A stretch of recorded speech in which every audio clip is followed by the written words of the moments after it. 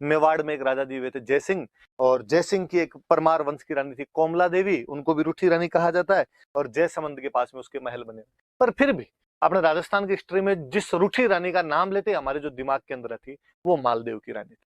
हुआ यूं कि जब मालदेव इधर उधर आसपास में अटैक कर रहा था, जब उसने नागौर, अजमेर, जालोर सब जगह अटैक किए, बीकानेर, बहादुराजून, रायपुर सब पर अटैक किया, तो उसने जैसलमेर पे भी अटैक किया। और जैसलमेर में उस समय एक राणा जी हुआ करते थे लूणकरण। जैसलमेर वाले भाटियों को लगा यार पार पड़ेगी नहीं, और कहते हैं उन्होंने जैसे तैसे करके पैसे टक्के दे के यहाँ से मालदेव को वापस भेज दिया था। फड़ौदी वाले किले विलेन दे दिए थे, भाई तू चला जा यार, वापस चला जा, ये वाला एरिया लेके हमारी लड़ाई करने की हिम्मत नहीं। मालदेव एक बार तो एरिया वगैरह लेके वापस आ गया था। अब जैसलमेर वाले भाटियों ने आपस में बैठ के सोचा कि यार आदमी एक बार पैसे लेके या एरिया लेके चला गया, इस बात की क्या गारंटी है कि दोबारा नहीं आएगा। और हमने इतिहास के अंदर देखे, मैंने बताया था आपको कि गुजरात वाले बहादुर शाह को कर्मावती ने रणथंभौर का किला दे दिया था, फिर भी अगले ही साल उसने अटैक कर दिया। तो यार ऐसे तो पार पड़ेगी नहीं, कोई परमानेंट इलाज करना पड़ेगा।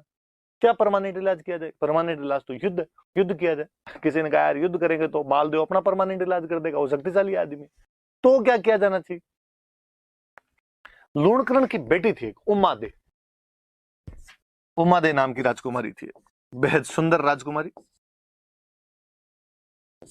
दे का मतलब देवी है भाई, अपने राजस्थानी में देवी लिखते थे। कई राजकुमार उससे शादी करना चाहते थे, और किसी ने सलाह दी कि क्यों ना उमा दे की शादी मालदेव के साथ कर दी जाए।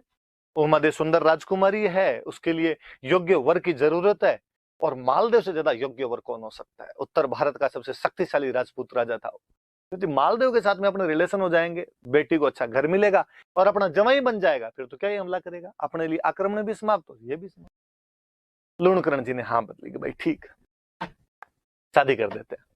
मालदेव के पास में समाचार भेजा गया कि साहब जैसलमेर वाली अपनी राजकुमारी उमा दे की शादी आपसे करना चाहते हैं, क्या आप तैयार हैं? मालदेव जी तैयार ही बैठे। मालदेव जी ने कहा साहब पक्का, मैं तो कर लूंगा, सुंदर राजकुमारी से क्यों नहीं शादी करना चाहिए। कहते हैं मालदेव जी यहाँ से बारात लेके जैसलमेर गए, खूब बड़ी सी बारात गई थे, बड़े राजा की बारात जाए तो जानी थी। तो अभी भी अपने गांव में रिवाज होता है कि जब बारात जहां पे रुकती है, डेरा बोलते हैं, डेरा। आप डेरे कैसे समझोगे, कोई इंग्लिश मीडियम वालों के समझ नहीं है, शहर वाले टावरों के। राजकीय प्राथमिक विद्यालय गांव में तो उसी में रुकती है आजकल, तो जाके मैरिज गार्डन टाइप का कर दो जी, होटल कर दो जहां पर आप बारात को रुकवाते हो, तो डेरा बोलते हैं उसको। तो कोई ना कोई जगह होती है जहां पे बारात को रुकवाते हैं। तो पहले ऐसा हुआ करता था, गाँव में तो अभी भी होता है कि जहां भी बारात रुकती है, वो जो डेरा होता है उसको देखने के लिए महिलाएं जाती है। और जब महिलाएं वो डेरा देखने के लिए जाती है, उस समय गीत गाती है, जिस गीत का नाम है जल्ला। सुनना, आप घर में मम्मी से पूछना कि जल्ला गीत कब गाया जाता, तो आपको बताएंगे कि जब बारात का डेरा देखने के लिए जाते हैं, उस समय गीत गाया जाता है। याद रखना थोड़ा कि बारात का डेरा देखने जाते समय। तो भाई जैसलमेर की सारी महिलाएं जो थी वो बारात का डेरा देखने के लिए चली गई। राजकुमारी उमा दे ने जब ये सुनी कि मेरी बारात इतनी बड़ी आई है, इतने हाथी इतने घोड़े आए हैं, तो उसके मन में भी चाहो कि मैं भी मेरी बारात का डेरा देखूं कहाँ रुकी हुई है। पर दुल्हन घर से बाहर कैसे निकले? मुझे लगा क्यों ना मैं जैसलमेर के किले के ऊपर जाके, और वहां से तो सब कुछ दिखेगा, और वहां से मैं डेरा देख लेती हूँ। तो जब जैसलमेर के किले की सीढ़ियां चढ़ रही थी, तभी उसने अचानक एक रूम के अंदर लड़ाई की आवाजें सुनी। उसने कान लगाया तो पता चला कि उसके मम्मी पापा आपस में लड़ रहे थे। और लूणकरण भाटी अपनी पत्नी से कह रहा था, अपनी रानी से कह रहा था कि आज मालदेव जैसे फेरों के लिए आएगा, मैं मालदेव को पकड़ के मार दूंगा। और रानी बेचारी के क्यों मार दोगे, बेटी का सुहाग है अपने, आप ऐसे कैसे मार सकते हो? और उसने कहा नहीं, कोई सुहाग वहाग नहीं, ये मंगता थोड़े दिन पहले अटैक करने के लिए आया था अपने, और ये तो दबाव में आके शादी करनी पड़ रही है, वरना मैं शादी आज करूं कल करूं। अब ऐसे तो इसको प्रत्यक्ष युद्ध में तो मार नहीं सकते, डायरेक्टली तो इसको मैं मार नहीं सकता, इसलिए आज मौका है, फेरों में तो अकेला आएगा, अकेला आएगा तब मैं मार दूंगा इसको। और यदि तूने किसी को बता दिया तो देख लेना, पहले तेरे को मारूंगा। बेचार रानी डरी हुई, क्या करे पर पति के सामने। जब उमादे ने बार ये सब बातें सुनी, उमादे को लगा अब क्या किया जाए। एक तरफ मेरे पिता है जो मेरे होने वाले पति को मारना चाहते हैं, एक तरफ मेरे पति हैं जिनको इस धोखे की जानकारी नहीं है, मुझे क्या करना चाहिए इसमें। और फिर उसे लगा कि किसी हिंदू लड़की के लिए सगाई अपने आप में आधा विवाह होता है, और मुझे मेरे पति का साथ देना चाहिए। और कहते हैं उसने नीचे आके एक लेटर लिखा और गुपचुप तरीके से मालदेव के पास पहुंचाया कि मालदेव जी आज जब फेरों में आओ तो थोड़े सावचेत रहना, क्योंकि मेरे पिता आप पर हमला कर सकते हैं। मालदेव जी ने लेटर पढ़ा और मालदेव जी राजी हुए। उनका रानी हो तो ये हो। कि सगाई हो रखी है, शादी अभी तक हुई नहीं, फिर भी मेरा साथ देने के लिए तैयार है। उन्होंने वापस समाचार भेजा कि थैंक यू, जैसे तुम वैसे नहीं मरता इनसे, पर तुमने थोड़ा सावचेत कर दिया तो और ठीक है। और अब मालदेव जी ने अपने साथ में जो बाराती गए हुए थे उनमें से 2 ढंग के बॉडी बिल्डर से छांटे और उन बॉडी बिल्डर को कहा कि तुम दोनों का एक ही काम, आज लूणकरण को फेरों में मत आने देना जब तक मेरे फेरे नहीं हो जाए, बाकी मैं देख लूंगा। उन्होंने कहा ठीक है। मालदेव जी गए तोरण मारने के लिए, तोरण की सारी रस्में खत्म हुई, मालदेव जी अंदर फेरों के लिए गए, बाकी वाले बाराती महफिल के अंदर जाके बैठे, पार्टी सार्टी चलने लगी। लूणकरण जी भी इधर उधर, अब तक तो बिजी थे। लूणकरण जी ने कहा अच्छा, मालदेव अकेला अंदर चला गया, तब लूणकरण जी घर के अंदर जाने लगे। और वो जो 2 राठौड़ इधर से गए हुए थे, बाराती इधर से, थोड़े बॉडी बिल्डर जिम विम जाने वाले से थे, उन्होंने लूणकरण जी को कहा, अरे लूणकरण जी किधर जा रहे हो अंदर? वो ताक में बैठे थे तैयार। लूणकरण जी ने कहा मैं तो अंदर जा रहा हूँ फेरों। अरे क्या फेरों के अंदर जा रहे हो, यहाँ बैठो, 2-4 पेग सेक लो हमारे साथ के अंदर। और उन्होंने कहा अरे नहीं नहीं, आप समझते नहीं, और अंदर तो कन्यादान करना है यार, मुझे अंदर जाना पड़ेगा। उन्होंने कहा कन्यादान कोई कर देगा, कन्यादान भाई कर दे, कन्यादान चाचा जी कर दे, कन्यादान ताऊ जी कर दे। और वास्तव में ये तो मैंने फिल्मों का फैशन देखा है कि फिल्मों के अंदर यूं दिखाते हैं कन्यादान पापा को ही करना पड़ता है ना। गांव में तो देखते हैं यार कोई कर देता है कन्यादान, ही तो करना है, घर का कोई सदस्य होगा वो कन्यादान कर देगा। फिल्मों वालों ने कई रस्में चला दी, और ना पहले नहीं होता वो तो। मुझे तो हमेशा ये बड़ा अजीब सा लगता है, मैं शहरों में फिल्मों में जब आगे देखता हूँ कि यहाँ पे लड़की की शादी होती है तो भी सब घर वाले सज धज के एकदम तैयार रहते हैं। गाँव के अंदर तो यार लड़की की शादी में भूत भुआड़िए हुए रहते हैं, पता ही नहीं चलता है। बहन बेटी की शादी हो तो कि आराम करने का मौका नहीं मिलता, कौन नए कपड़े पहने, कौन तैयार हो, जैसे चल रहा है वैसे करते रहो अपने आप। पर शहरों का फैशन है, पैसे वाले लोग होते हैं, काम करने वाले दूसरे होते हैं, यहाँ सब सज धज के पता ही नहीं चलता बाराती कौन है घराती कौन है।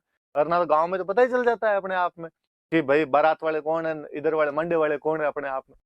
तो लूणकरण को उन्होंने बिठा लिया, बैठ जा। लूणकरण जी समझ गए कि इनको पता तो चल ही गया। लूणकरण जी चुपचाप बैठ गए। कहते मालदेव जी के फेरे संपन्न हुए एकदम। दूसरे दिन मालदेव जी की बारात वापस रवाना होने लगी। जब पहले राजकुमारियों की शादी करते थे तो कहते भाई राजकुमारी अपने ससुराल जाके खुद काम थोड़ी करेगी, तो काम करने के लिए दासियां होनी चाहिए, तो साथ में दासियां दिया करते थे। तो कहते हैं उमा दे के साथ में एक लड़की भेजी गई। उमा दे ने कहा और किसको मेरे साथ में भेजा जाए, एक दासी भेजी गई जिसका नाम था भारमली। हुआ यूं, थोड़ी सी फिर एक बात सुनिए आप। कहते हैं कि ये भारमली के मम्मी पापा के बारे में पता ही नहीं था, इसके मम्मी पापा कौन थे कौन नहीं थे। जब ये पैदा हुई थी, पैदा होते इसको फेंक दिया गया था। अभी भी अखबारों में अपने पढ़ते रहते हैं, कन्या शिशु कचरे के ढेर में मिली, कन्या को फेंक दिया गया। आज अपने को यदि ऐसी कोई बच्ची मिल जाए तो अपने क्या करें, अपने हॉस्पिटल वालों को देख के आते हैं, अपने पुलिस वालों को बताते हैं इस बारे में। उस टाइम पुलिस कौन, राजा, हॉस्पिटल कौन, राजा। तो बच्ची किसी को मिली तो उन्होंने ले जाके लूणकरण जी को दे दी, और लूणकरण जी ने उसको पाल पोस के बड़ा किया। उमादे के साथ में बड़ी हुई थी, उमादे की खास सहेली थी। और उमादेव ने अपने पापा का, पापा इसको मेरे साथ भेजो ताकि मेरा मन लगा रहे वहां पे। ठीक है भाई, मालदेव जी ने कहा साथ में ले जाओ इसको। कहते हैं भारमली उनके साथ में चली गई।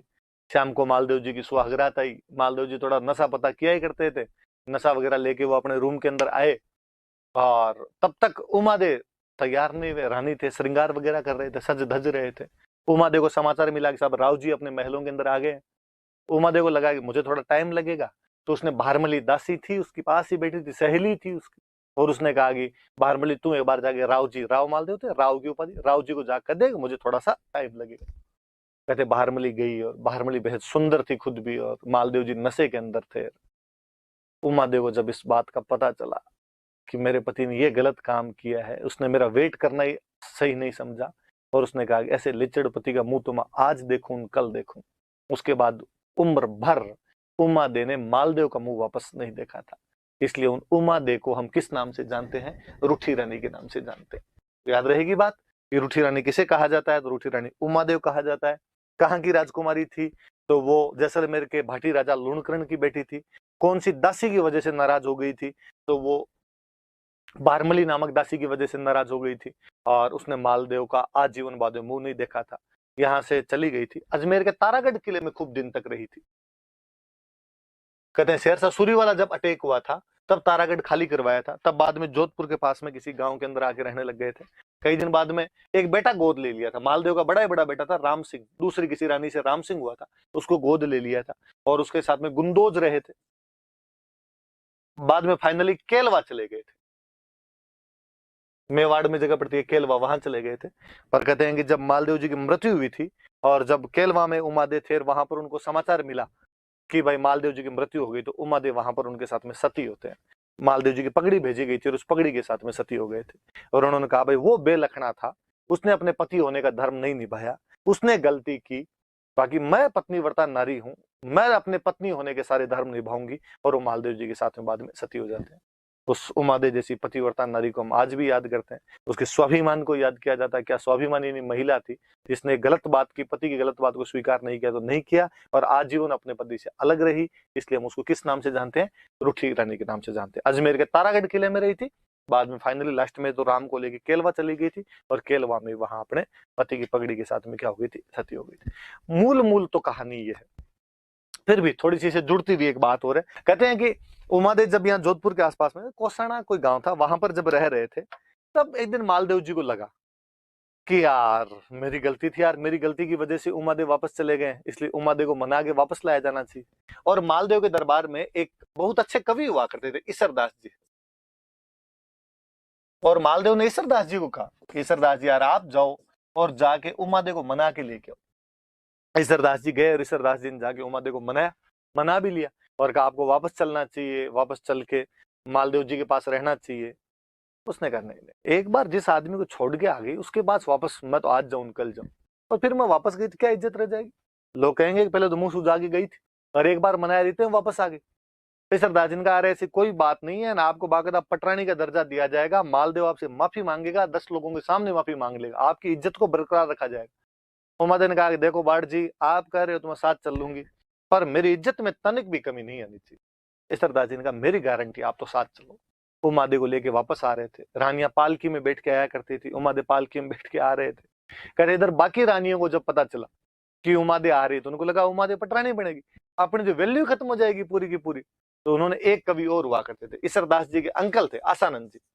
और आसानंद जी का, आसानंद जी ये तो एक महिला का अपमान है ना, एक बार जो यूं नाराज होकर चली गई अपने पति से, वो वापस थोड़ी आए कोई। आसानंद जी ने कहा सही है, उमादेव को नहीं आना चाहिए, मालदेव जैसे आदमी के पास तो कतई नहीं आना चाहिए, इसने गलती की थी उनके खिलाफ, तो आपको समझाना चाहिए। आसानंद जी ने कहा पक्का।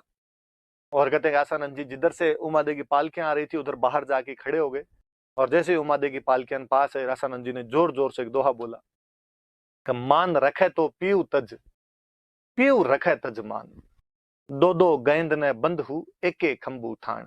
मतलब कि मान रखे तो पीऊ तज, मान मतलब सम्मान, पीऊ मतलब पति, यदि सम्मान चाहिए तो पति त्याग दो। पीऊ रखे तज मान, पर यदि पति चाहिए तो सम्मान त्याग दो। मतलब दोनों में से एक मिलेगा।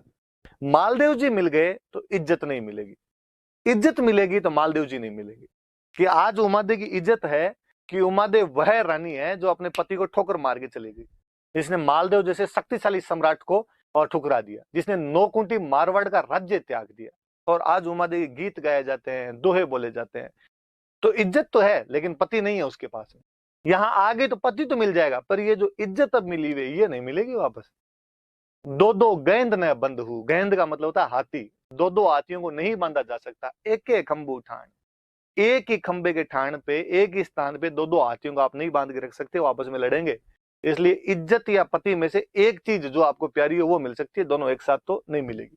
और उमादे ने जैसे ही ये दोहा सुना, उनके झाड़ झाड़ उठी और वो यहाँ से वापस चले गए थे। कहते हैं उसके बाद वापस वो यहाँ पे नहीं है।